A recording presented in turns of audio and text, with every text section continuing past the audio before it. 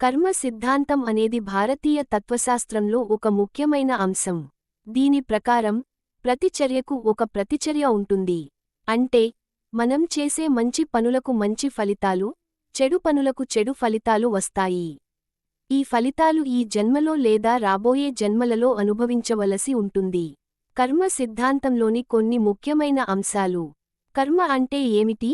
కర్మ అంటే కేవలం శారీరక చర్యలు మాత్రమే కాదు, మానసిక ఆలోచనలు, మాటలు కూడా కర్మ కిందకే వస్తాయి.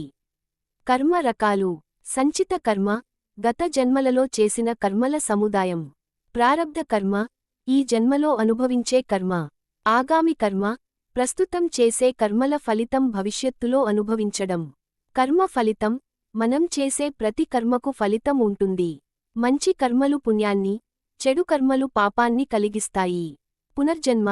కర్మ సిద్ధాంతం పునర్జన్మను నమ్ముతుంది. అంటే ఆత్మ ఒక శరీరం నుండి మరొక శరీరానికి మారుతుంది. మోక్షం. కర్మ బంధనాల నుండి విముక్తి పొందడమే మోక్షం. ఇది మంచి కర్మలు చేయడం ద్వారా, జ్ఞానాన్ని పొందడం ద్వారా సాధ్యమవుతుంది. కర్మ సిద్ధాంతం మన జీవితాన్ని ప్రభావితం చేస్తుంది. మనం చేసే పనుల పట్ల బాధ్యతగా ఉండాలని, మంచి పనులు చేయాలని ఈ సిద్ధాంతం చెబుతుంది. కథ విందాం. కర్మఫలానుభవం తప్పనిసరి. పూర్వజన్మలో మనం చేసిన పనులు, ఈ జన్మలో మనం చేస్తున్న పనులే కర్మలంటే.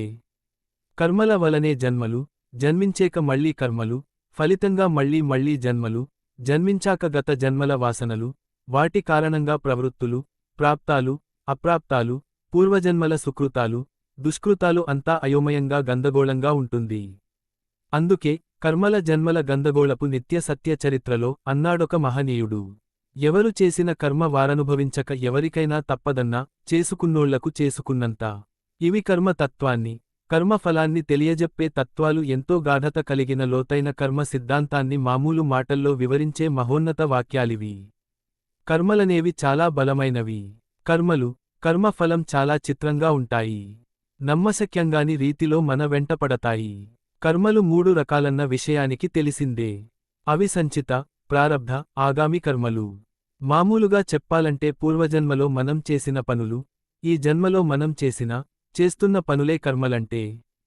కర్మల వలనే జన్మలు, జన్మించేక మళ్లీ కర్మలు, ఫలితంగా మళ్లీ జన్మలు, జన్మించాక గత జన్మల వాసనలు, వాటి కారణంగా ప్రవృత్తులు, ప్రాప్తాలు, అప్రాప్తాలు, పూర్వజన్మల సుకృతాలు, దుష్కృతాలు అంతా అయోమయంగా గందగోళంగా ఉంటుంది. అందుకే కర్మల జన్మల గందగోళపు నిత్య సత్య చరిత్రలో అన్నాడొక మహనీయుడు. ముళ్ళ చెట్టు విత్తనాలు నాటి, పండ్లిచ్చే చెట్టుని ఆశించలేము కదా. మన కర్మలు, వాటి ఫలితాలు ఏ విధంగా వెంట పడతాయో కొంచెం పరిశీలన చేద్దాం. కురుక్షేత్ర యుద్ధంలో ఎంతో మంది యోధులతో పాటు ధృతరాష్ట్రుని 9 కుమారులు మరణించారు. 9 కుమారులను కోల్పోయిన గాంధారి, ధృతరాష్ట్రుల విషాదానికి అంతులేదు. కంటికి మంటికి ఏకధాటిగా విలపిస్తున్నారు. అలాంటి స్థితిలో ఉన్న గాంధారి, ధృతరాష్ట్రులను పరామర్శించడానికి శ్రీకృష్ణుడు వెళ్లాడు. శ్రీకృష్ణుడు వచ్చాడని తెలియగానే గాంధారి ఆయనపై విరుచుకుపడింది. 9 ఒక్క బిడ్డనైనా కాపాడలేదని కృష్ణుని నిష్ఠూరాలాడింది. ఈ ఘోరానికంతకు నీవే కారణమని పుత్రవియోగ దుఃఖంతో కృష్ణుణ్ణి నిందించింది. ధృతరాష్ట్రుడు కూడా విషాదానికి మారు రూపంలా ఉన్నాడు. దానిని తమాయించుకుని కృష్ణుడితో ఇలా అన్నాడు. కృష్ణ, వంశోద్ధరణ కోసం ఒక్క కుమారుడు కలగడమే గొప్ప అదృష్టంగా శాస్త్రాలు ఘోషిస్తున్నాయి. నాకు 100 మంది కుమారులు కలిగారు. అదెంత గొప్ప అదృష్టమో, ఎన్ని జన్మల సుకృతమో ఆలోచించు. అయినా వృద్ధ దంపతులమని తలచైనా, మమ్మల్ని కనికరించైనా కనీసం మా ఉత్తర క్రియలు జరిపేందుకైనా ఒక్కడినైనా నువ్వు కాపాడలేదు. పాండవులంత దగ్గర కాకపోయినా మేము బంధువులమే కదా. ఏమాత్రం కనికరం లేకుండా అందరినీ మట్టుబెట్టి మమ్మల్నిద్దరినీ అనాథలను చేసేవు. ఇదేమి న్యాయం అని ఆవేశంతో ప్రశ్నించాడు. దానికి శ్రీకృష్ణుడిలా చెప్పేడు. 9 పుత్రులను కోల్పోయిన దుఃఖంలో ఉచితానుచితాలు మరచిపోయి నువ్వు నన్ను నిందిస్తున్నావు. కాని ఏ విధంగా నేను జరిగిన దానికి బాధ్యుణ్ణి? అంతటి విపత్తుని ఆపడానికి, 9 కొడుకులలో ఒక్కరినైనా కాపాడడానికి నేనెవరిని? నిన్ను వెంటాడిన నీ పూర్వజన్మల కర్మఫలం ఇది అని అసలు విషయాన్ని బయటపెట్టేడు శ్రీకృష్ణుడు. ఇదంతా నా పూర్వజన్మ కర్మ వలనా? ఎలా అని ప్రశ్నించాడు ధృతరాష్ట్రుడు. అప్పుడు కృషుడు చెప్పాడు.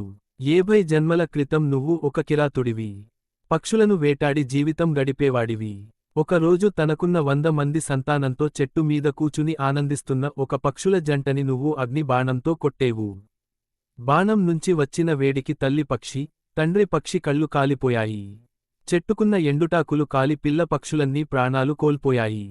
70 జన్మల క్రితం నువ్వు చేసిన దుష్కృత్యం ఫలితమే ఇది అని వివరించాడు శ్రీకృష్ణుడు.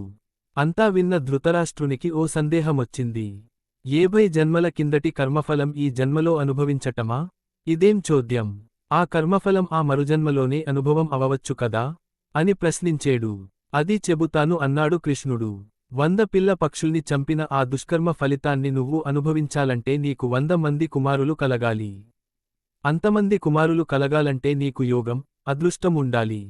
ఒక్కగానొక్క కుమారుడు కలగడానికే ఎంతో యోగం, అదృష్టం కావాల్సి ఉండగా 100 మంది పుత్రులు కలిగేందుకు అవసరమైన మహోన్నత స్థితి పొందటానికి నీకు 70 జన్మలు పట్టింది. అసలు రహస్యాన్ని ధృతరాష్ట్రునికి అర్థమయ్యేలా వివరించాడు శ్రీకృష్ణుడు. కర్మలు, కర్మబంధం, కర్మఫలం, జన్మల పర్యవసానం, తత్ఫలితం వివరించే, విశదీకరించే మహత్తర సన్నివేశం ఇది. ఇది ఎక్కడ, ఏ విధంగా ఎందులో ఉంది అని, అసలు ఉందా లేదా అనే వాదాలు, ప్రతివాదాలు, వివాదాలు అప్రస్తుతం, అనవసరం కూడా. విషయాన్ని, విషయ జ్ఞానాన్ని, అంతర్లీనమైన రహస్యాల్ని గ్రహించడం, అర్థం చేసుకోవడం ముఖ్యం. అందువల్ల కర్మలు జన్మలు, వాసనలు మనలను బంధించకుండా కర్మలు, జన్మలు అనే చక్రబంధంలో మనం బందీలం కాకుండా నామస్మరణతో, దైవ ప్రేమతో, సేవలతో భగవచ్చింతనతో మన జీవితాలను భగవన్మయం కావించుకోవాలి. సత్కర్మలు, సచ్చింతనలు, సద్బుద్ధితో, సదాలోచనలతో జీవితాన్ని పండించుకోవాలి. పావనం చేసుకోవాలి. జీవితాలను పండించుకోవాలి. భగవంతుని అనుగ్రహం పొందటానికి అనుక్షణం కృషి చేయాలి. మరుజన్మ లేకుండా చూసుకోవాలి. అందుకు పరమాత్మ కృపకు పాత్రులం కావాలి. సర్వేజనా సుఖినో భవంతు.